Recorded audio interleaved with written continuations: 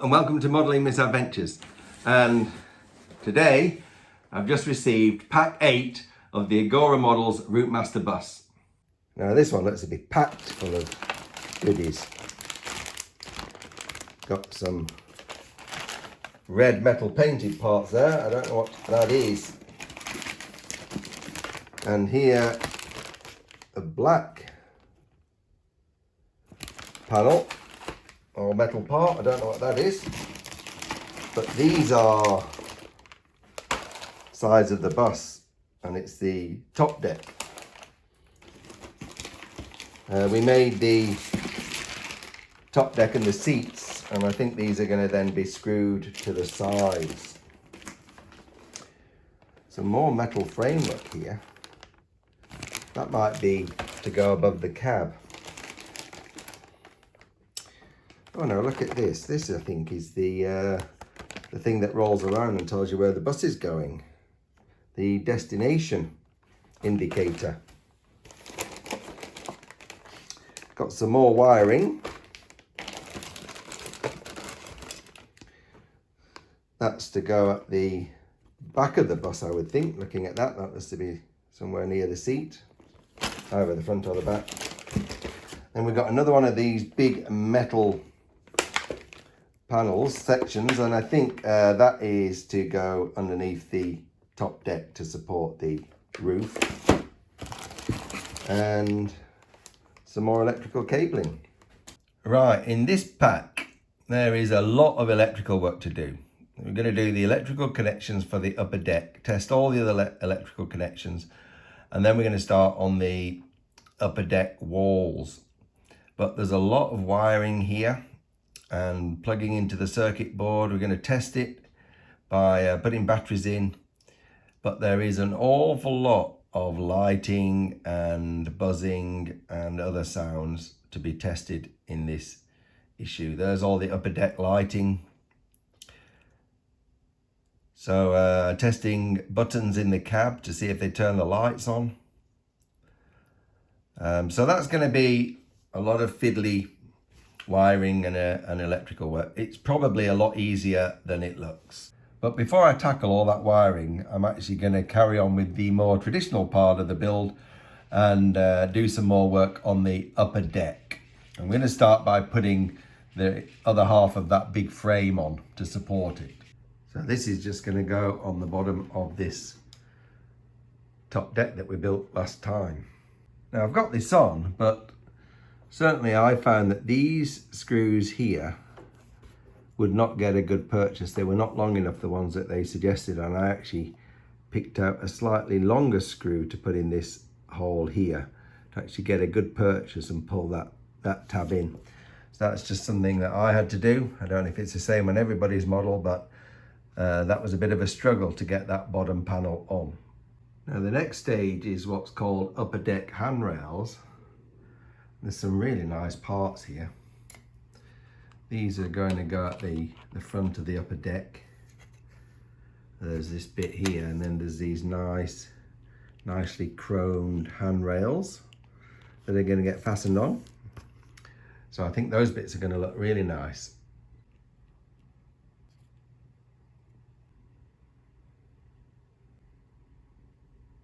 Now this next stage is a really exciting part of the build because it's the destination blind. And the parts for this look amazing. We've got this metal casing here. Really good quality. Here are some metal cogs, and there's even some grease in that little bag. We've got some metal rollers. And then this part here is fantastic. You've got the actual destination sheet that rolls around with all the different names on. I think the quality of those parts is just amazing. So I've put those 4 cogs on this casing and they turn around, and then next I've got to try and fit this blind onto this roller. Just look at this, it's amazing. I wasn't expecting it to be that long. Now this long blind has a sticky back here, and They put a black line on here so that you can align it perfectly before you stick it on. If it wasn't aligned properly, it wouldn't roll on properly. So let's have a go at putting this on.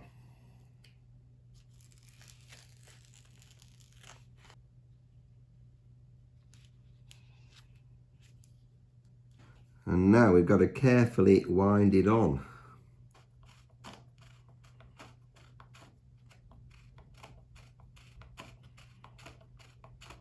Now we've got to put this second roller in place, and then we've got to stick the other end onto that roller, like that. Now we've got to put this last cog on that second roller and just fasten that in place with the final screw. How about that? Isn't that terrific? That's brilliant. And that blind just gets screwed to the front panel of the bus. And how good does that look? That is an iconic part of a London Routemaster, isn't it? That's going to look fantastic when it's all put together. Right, on to stage 76, and there's actually quite a lot of parts here, and these appear to be part of the driver's cab roof. So there's quite a lot of parts here. The actual roof section itself. Look at that. Isn't that lovely? And then we've got some other bits and pieces like cogs. This part here. And look at that. Stop. This stage looks great.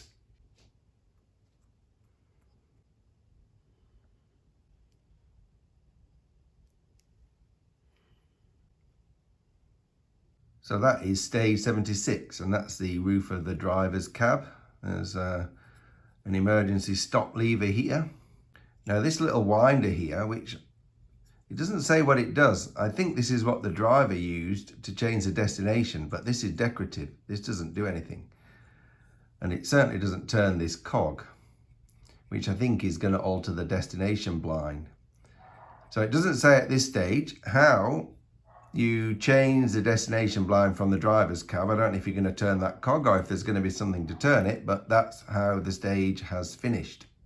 Well, I've been putting this bit off, but it's time to put some batteries in it, connect up some more wiring and test out the circuit board. Now we've already put quite a lot of wiring into this model already, but there's still plenty more to come. And you can see from this stage here that, again, there's a fair bit more wiring to go. And these look like LED glow pads. I don't know what they look like when they turned on, but they look really cool. Now you've really got to take your time doing this and putting these connections in, and be very, very gentle. And I'm using a pair of forceps to push them in.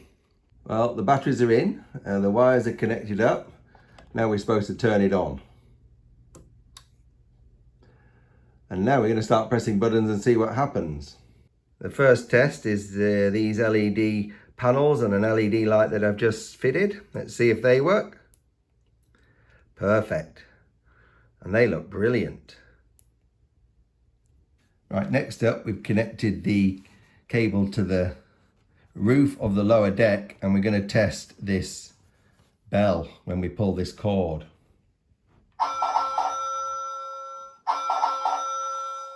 Isn't that amazing? Next up, I've got to check the horn. Beautiful. And then the lights. So those are the interior lights on the lower deck. And there are the lights on the front of the bus. This is fantastic. Right, this button is supposed to turn that LED on. Beautiful. Now this one I've just plugged in is meant to test the engine sound.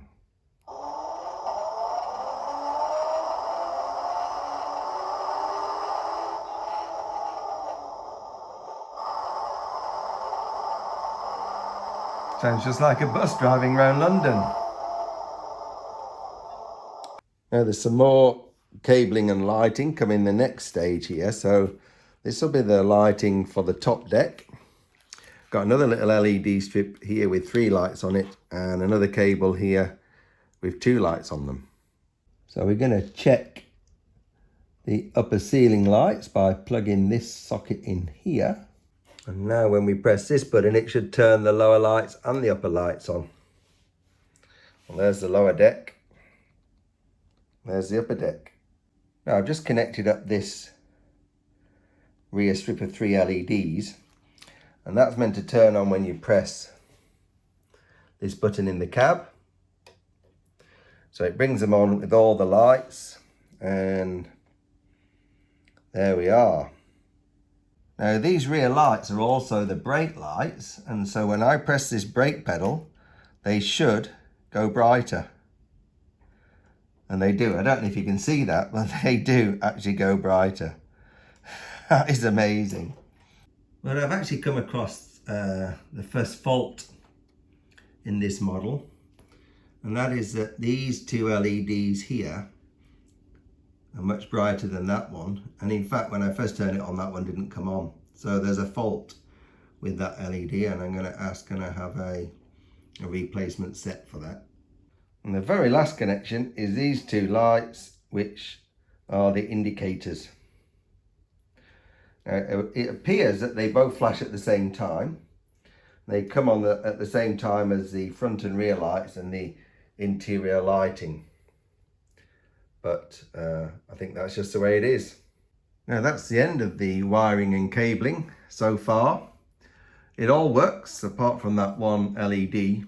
I think you get some idea here of the complexity of the electrical setup in this model. They've done an amazing job, but it is very complicated and it's very fiddly and very time consuming, and you need to be very careful when you're connecting all of this up.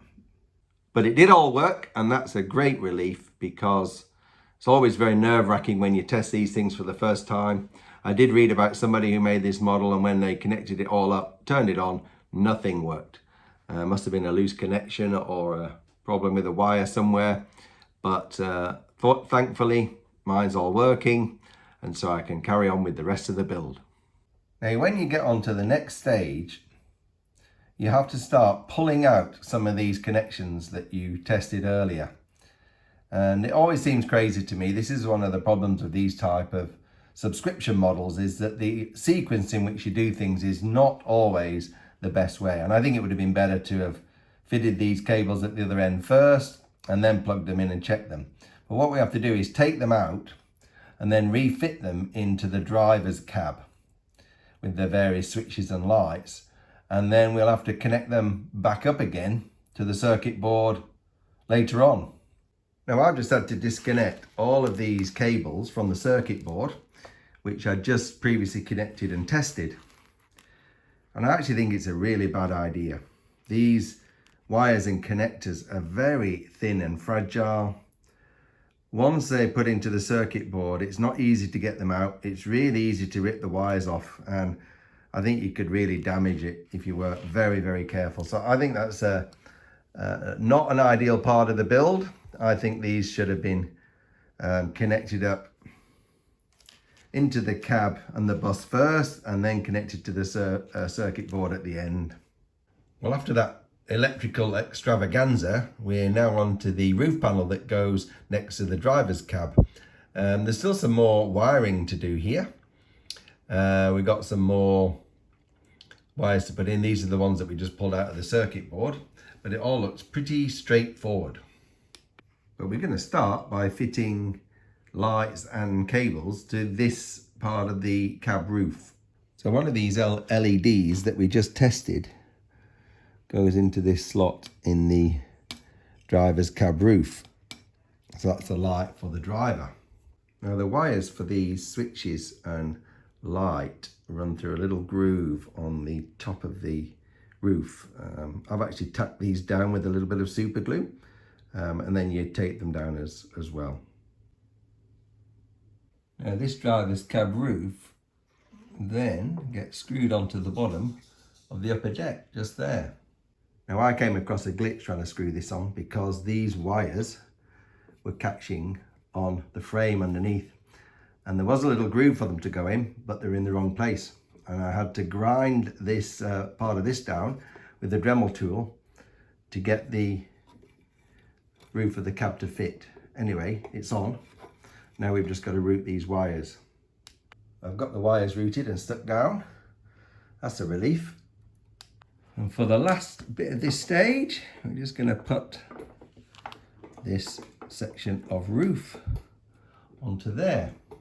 Well, the upper deck has now got the roof of the driver's cab and the section of bodywork that goes above the engine. And the driver's cab is now wired up. So the next phase is to put the front and sides on here. Now we're on to stage 78, and look at these beauties. These are the outer walls of the upper deck, and they are beautifully painted. You know, look fantastic when they go on.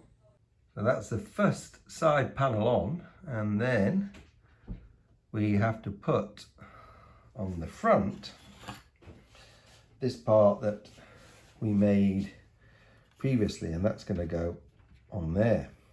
And then the next side panel just fits on there. This is going together very easily. There we are. That is looking pretty nice. Well, this is the last stage of pack 8. It's stage 80. And these parts here are at the front of the bus, the upper deck front windscreens, and the bit that covers the destination blind. So most of this is going to be putting some windows in there and fitting those together, but then there's some more jiggery pokery going on the electrics, where they getting us to reconnect some of the wires, extend some of the wires, change them around a bit, and then that will be that stage done. Here are the parts, and once again they do look amazing.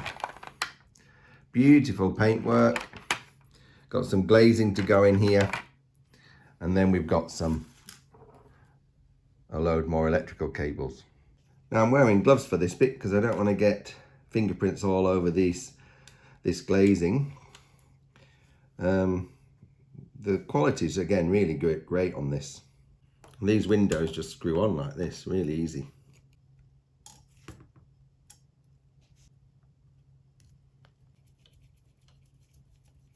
Well, that's the construction of those done.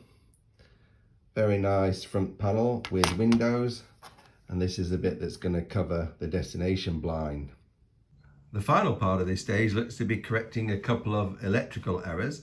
The first is to make the push button on the platform a bell sound rather than a buzzer. And the second is to extend a cable that we've already fitted, presumably because it wasn't long enough. Anyway, a little bit of electrical work to do, and then that's the stage completely finished. Well, that brings me to the end of pack 8. Stage 80, and the biggest part of the construction was finishing the top deck, and this looks absolutely magnificent. It is fantastic. The front end is amazing with that destination blind. We've got all the seats in, and underneath this metal frame to support the deck, and here we've got the floor of the, or should I say the roof of the cab, and the roof above the engine. So that bit's all finished, and we also just finished off these bits, which are going to go on the front of the bus, the front windows of the upper deck, and covering up the destination blind. The rest of that stage was all about fitting some electrical cables, testing them, correcting some errors, and making sure everything's working. So that's it for that stage, and that's it for me today. Thank you for watching, and I'll see you next time on Modelling Misadventures.